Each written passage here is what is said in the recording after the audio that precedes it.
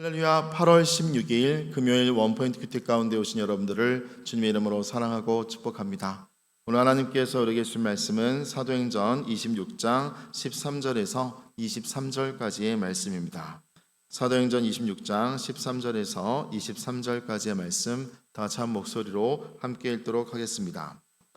왕이여, 정오가 되어 길에서 보니 하늘로부터 해보다 더 밝은 빛이 나와 내 동행들을 둘러 비추는지라.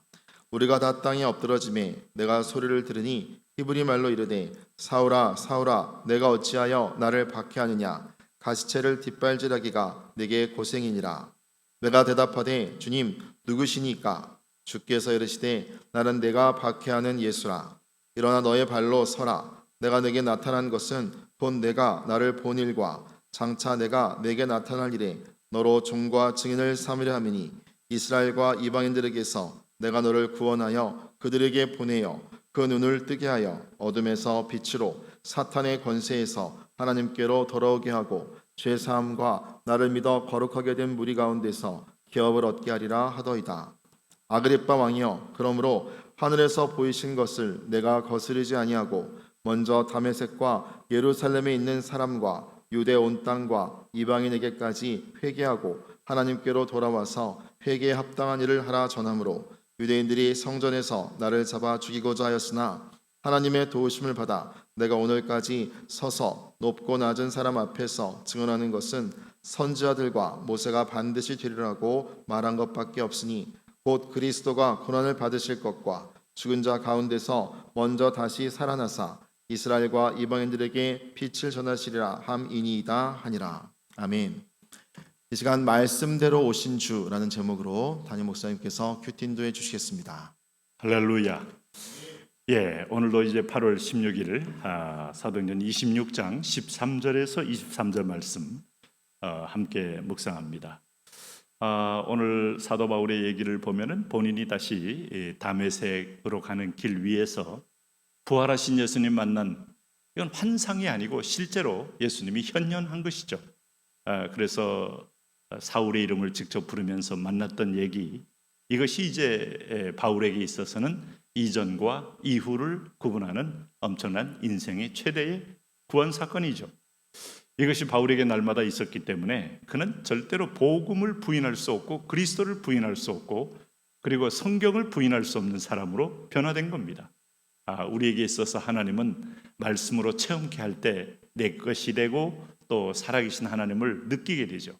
아마 우리가 야다라는 말을 알 겁니다. 여호와를 안다는 말은 직접 하나님과 함께 살아보는 걸 말해요.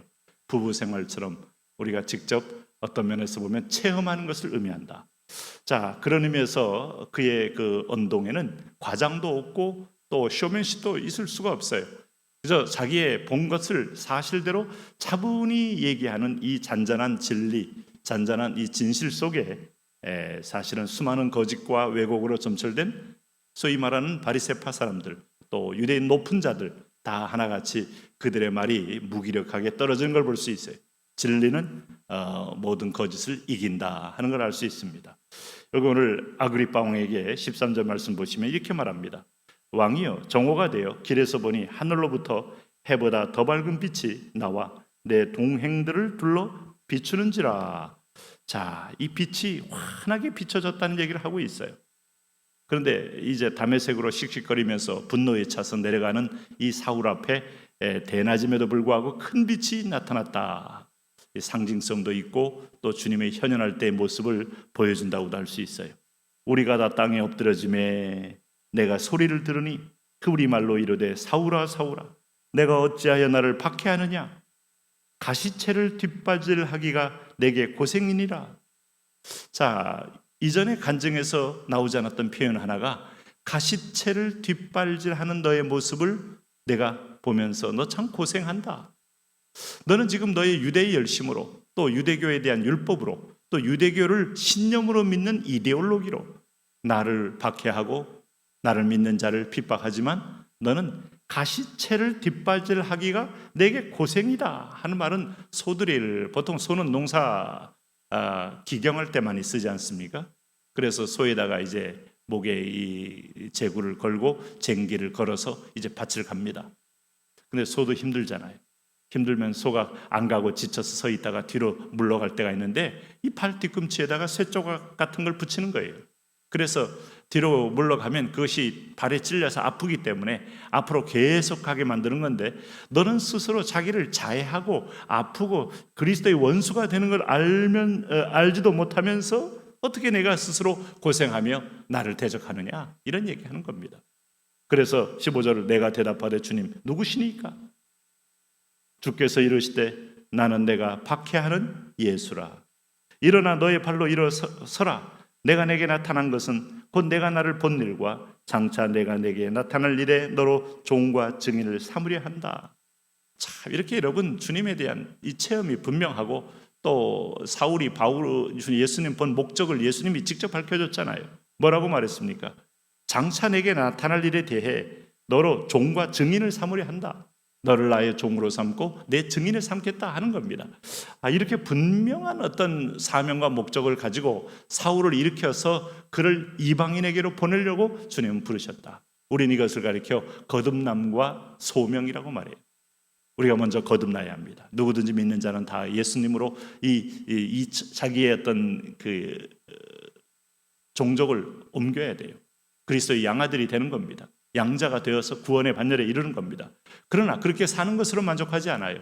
내가 왜 구원받았는지, 내가 왜 하나님께 불림받았는지, 소위 부르심 혹은 소명 혹은 사명 다 같은 말입니다.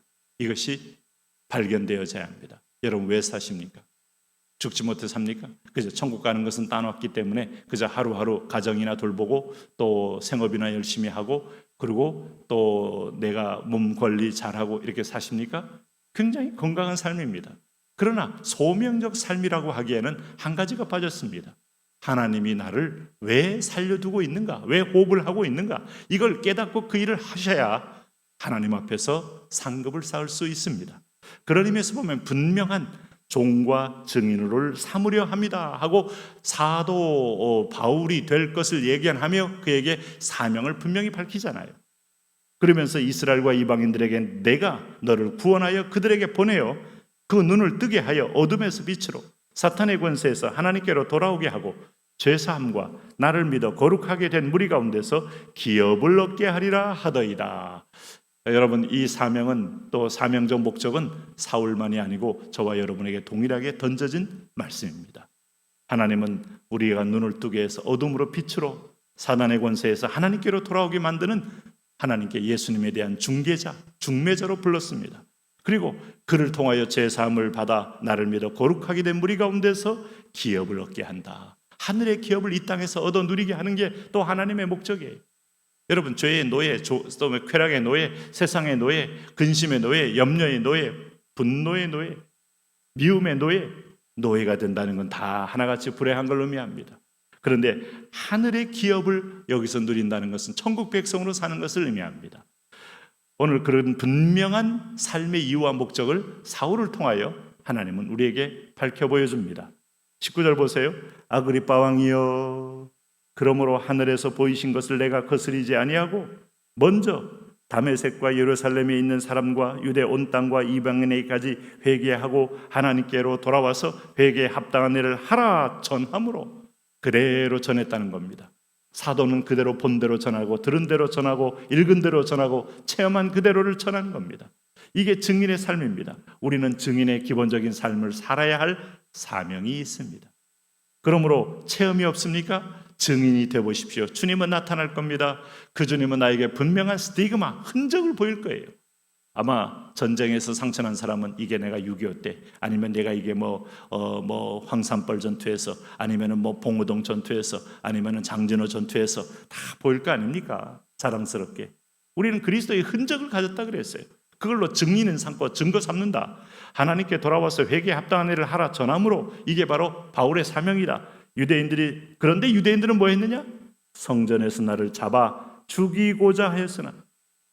자, 아그리파 왕이 들을 때도 아무리 자기가 정통 유대인이지만 이 사람이 한 말은 자기가 믿는 신념을 선포한 거 외에는 없잖아요.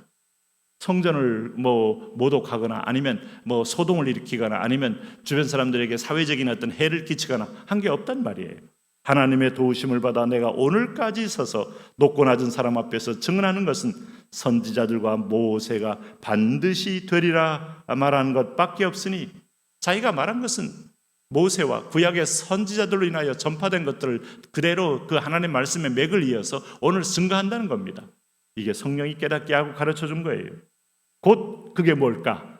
그리스도가 고난을 받으실 것과 죽은 자 가운데서 먼저 다시 살아나사 이스라엘과 이방인들에게 빛을 전하시리라 하면이라 하니라. 그 핵심은 모세의 가르침, 선지자들의 가르침, 내가 체험한 가르침의 핵심은 예수 그리스도, 백문일답의 주인 예수 그리스도. 오늘도 문제는 여러분 100가지가 있고 10,000가지가 있어도 해답은 예수 그리스도.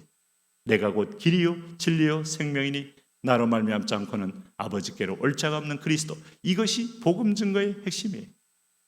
여러분, 복음 증거에는 성령님을 전하라, 하나님을 전하라고 말하지 않습니다. 복음 증거의 핵심은 오늘 사람이 되어 육신의 몸을 입어서 우리를 대신하여 죽어 피 흘리신 그리스도를 전하라고 하십니다. 오늘도 그리스도로 구원받고 그리스도로 삶의 이유를 찾고 그리스도로 인생이 열려 기업을 얻게 되시를 바랍니다. 하나님, 그런 복된 인생 살게 하여 주옵소서. 예수님 이름으로 기도합니다. 아멘.